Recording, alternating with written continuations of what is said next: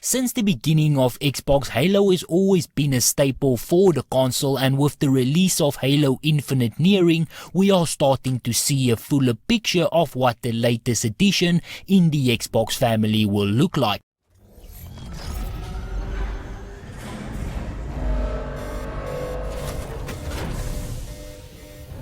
The UNSC lost this war months ago.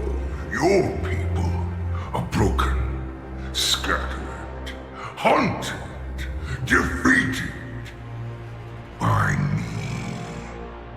Welcome everybody, and thank you for joining me. So we have a few things to go over today, starting with the biggest Xbox game of the summer, Halo Infinite. Now, as most people know by this point, Halo Infinite was slated to release along with the Xbox Series S and Xbox Series X last year, but after an unimpressive visual showing at the June Xbox Game Showcase, the decision was made to push the game back by a year. It was clear that lots of work still needed to be done, and if I listen to all of the work that still needs to be done for the game even now, it is clear that the right decision was made. Now, the reason why all of this is being brought up again is because talks are being had about another potential delay. Now, it should be noted that it does not look like the main game will be pushed back again, but certain features definitely will. Comic Book Reports developers at 343 Industries, which is the studio behind the upcoming release of Halo Infinite, have revealed that another delay for this game was considered at one point. While the game's current launch window of holiday 2021 now seems officially locked in, the studio has said that that wasn't always the case, and that conversations were had this year about pushing Infinite back even further. News of these delay conversations for Halo Infinite were detailed by 343 Industries in a new development update video for the game. Perhaps the most notable thing that this video revealed was that Halo Infinite won't contain both campaign co-op and Forge at launch, both of which have major features that have appeared in previous Halo titles. Rather than delaying the game as a whole though, 343 said that it opted to push back these specific aspects to later seasons in order to still make the holiday 2021 release window. Now, the fact that these two features will not be available at launch is telling, and it does give us an indication that the game might not be where we want the game to be yet, but all of this does not necessarily spell doom for Halo, as the main story and online mode is ready to go. Now, some might agree with the decision to just go ahead and release the game without a big feature like co-op, and others might not, but in the end it is not uncommon in today's online world to add certain aspects of a game after launch.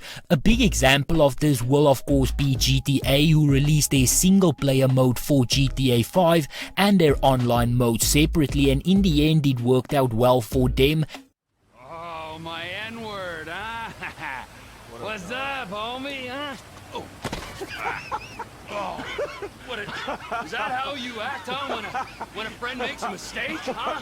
And I do think that it can work for Halo Infinite as well. Co-op is a big feature for games like Halo Infinite and Gears of War, but I do believe that a strong campaign and online experience can go a long way to assist the game while those other features are being worked on. What 343 does not want to do is release a game in a broken state, and hopefully they have been using the past year to sort out those issues to ensure that the game gets polished and we get an actual proper experience, both while playing through the story and no crashes when we are playing online. And this is something that the developers are aware of as well. Speaking more to these delays and the reason why 343 opted not to push Halo Infinite back once again, the studio's creative lead Joseph Staten opened up about the conversations that have been had in recent months. Yeah, I mean, we talked about delaying the game, but where we landed is that Halo Infinite is a live game,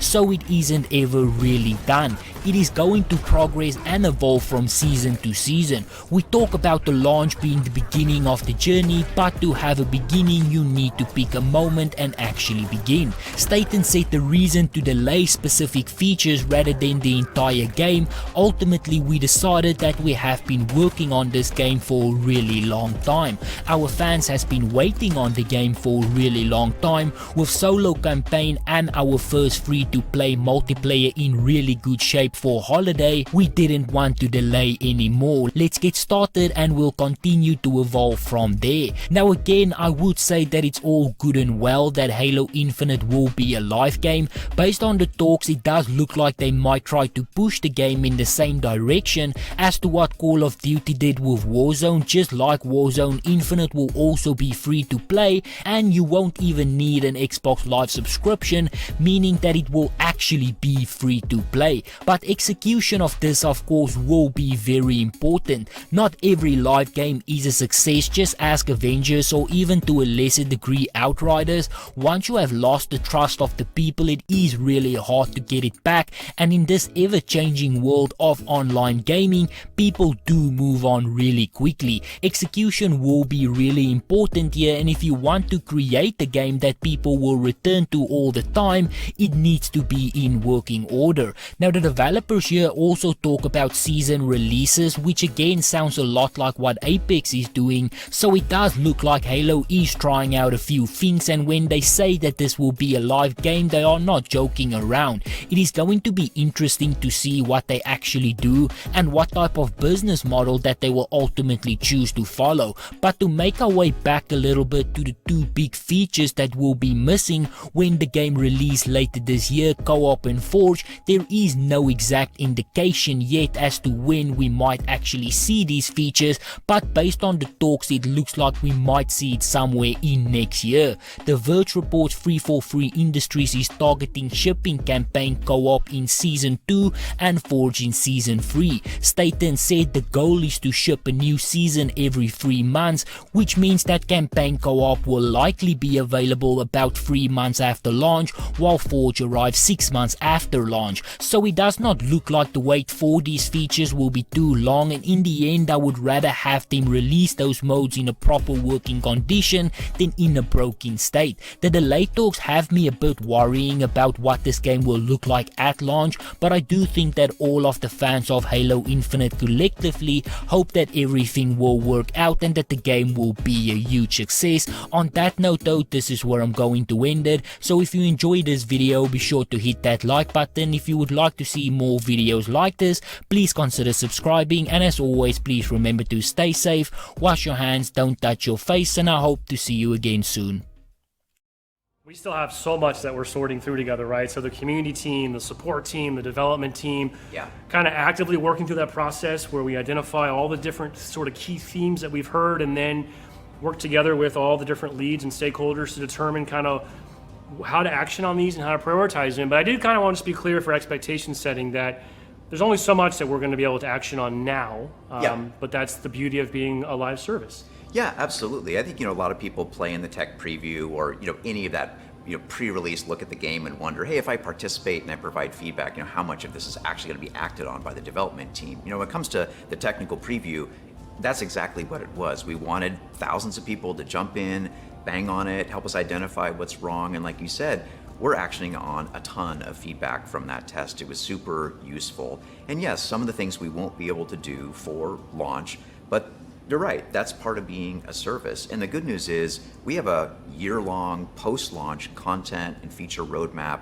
already worked out. We're already working on those things now. So yeah, some things won't land in a launch time frame, but some things, will just roll out over time. That's part of this Halo Infinite journey that we're kicking off together with fans. Joseph, as part of this live service and this journey that we're going to be kicking off this holiday, not only is it exciting and important to think about new experiences, new content, but that relationship with our community and not only the feedback, but our ability and our commitment to being open and honest and just sort of making sure that we're in this together. Yeah, absolutely. So to that end, one of the reasons that we're here today as well is I want to talk to you about the campaign side of the game, specifically campaign co-op. Like multiplayer is this burning heart of Halo, campaign co-op is fundamental to the Halo experience as well. I don't actually know if I told you this, Brian, but my son and I, in a failure of parenting, I have not played Legendary Halo with my son. He's 19 now. So a couple weeks ago, we started playing campaign co-op Legendary together.